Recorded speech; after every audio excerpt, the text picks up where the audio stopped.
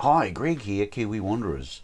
I'm going to talk today about weighing our vehicle.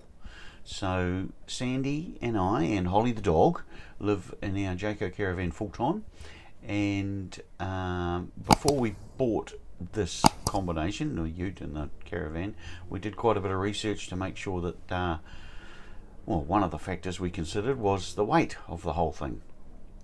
And yeah, that's why we purchased these guys, because they can, they work well together. But with all the theoretical calculations in the world, you cannot beat going over a weighbridge. So that's what we did.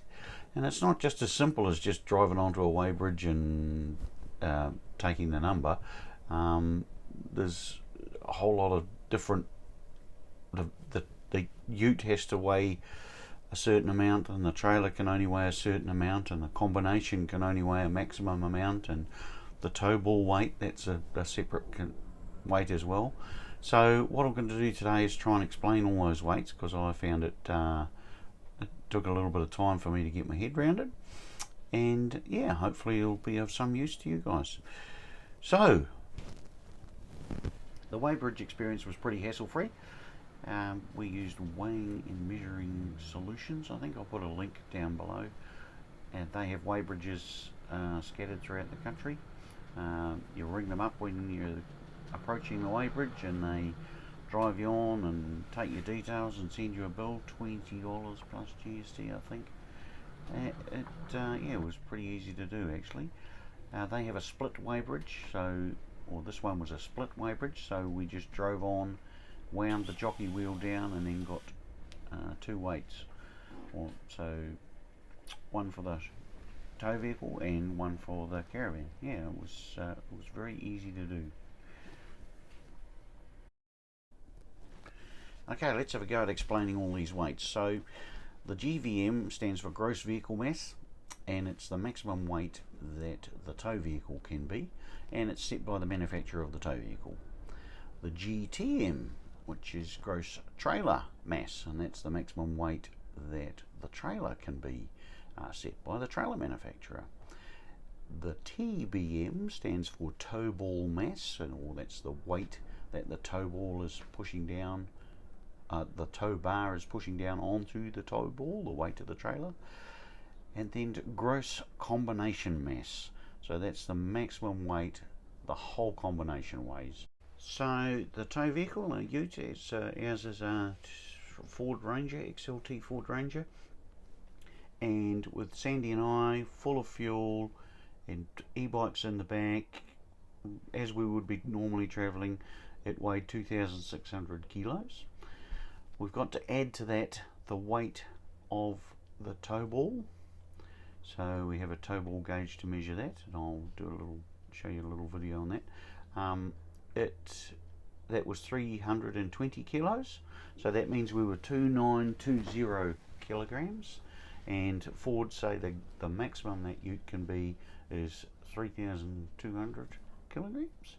So we have, in the ute, we have an spare payload of 280 kilos, so that's pretty good. We then weighed the caravan, which unfortunately was a different story.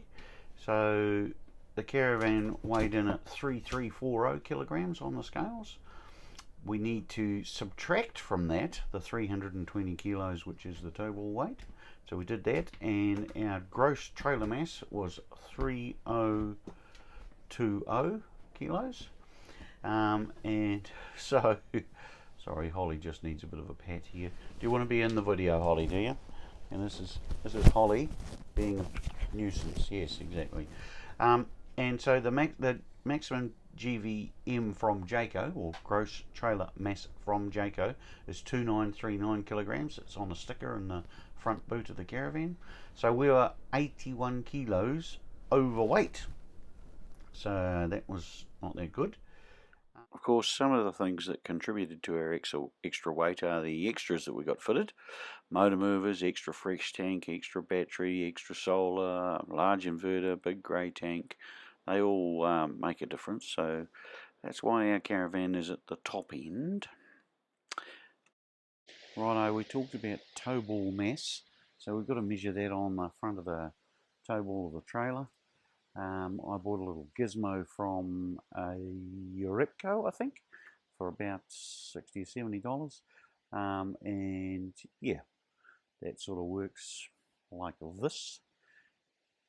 And there we are, 320 kilos on the tow bar. So yeah, now we've just got to sort out our gross combination mass.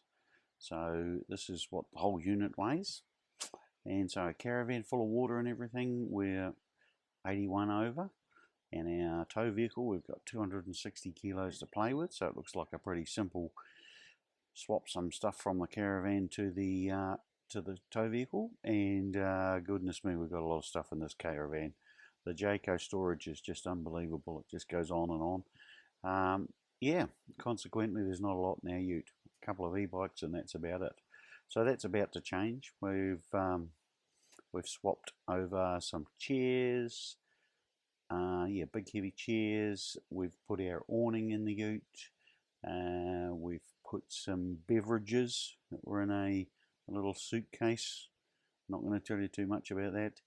And we have, yeah, some computer gear, and a drone and everything is now in the ute. So we measured them all, and we've got about 90 kilos has gone through there. Obviously the awning was the biggest part of that. We've got 280 kilos to spare in the ute. We haven't actually got that much. We're only 60 kilos under our GVM. And I think that's where a lot of people get caught, you know. There's plenty of room for stuff in the ute. I mean, we could put another 2 adults in the back seats before, and we would have still been okay with the ute. But the GVM, we would have been significantly over. So, yeah. The other thing which I haven't mentioned is axle weights. So if the trailer manufacturer and the vehicle manufacturer has maximum axle weights. I haven't measured these individually, but I'm reasonably sure that I'm okay.